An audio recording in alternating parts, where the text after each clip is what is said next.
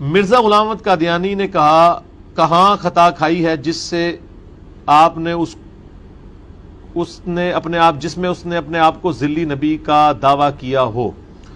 دیکھیں جی اس کے اوپر غامدی صاحب نے کافی ورکنگ کی ہے. آپ ان کی یوٹیوب پہ ویڈیوز دیکھ لیں. ان کا بھی موقف یہی ہے کہ اس سے کوئی صحیح سند سے ثابت نہیں ہے کہ اس نے خود کہیں پہ دعوے نبوت کیا ہو. اس نے جو ہے وہ اشارے ایسے ضرور دیے ہیں، پلس مسیح موعود ہونے کا دعویٰ، امام مہدی ہونے کا، یہ سارے دعوے کیے ہیں.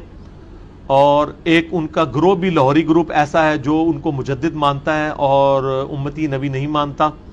بہرحال میرا موقف کیا ہے وہ یوٹیوب پہ آپ جا کے لکھیں، قادیانی فرقہ کو دعوت اصلاح. میں ان کو اسلام سے، اہل سنت سے ٹوٹا ہوا ایک فرقہ مانتا ہوں جنہوں نے اس بڑے لیول کا اختلاف کیا کہ ان کی تکفیر کرنا ہماری مجبوری بن گئی، کیونکہ انہوں نے اس اختلاف کی بنیاد پہ ہمیں کافر ڈکلیئر کر دیا.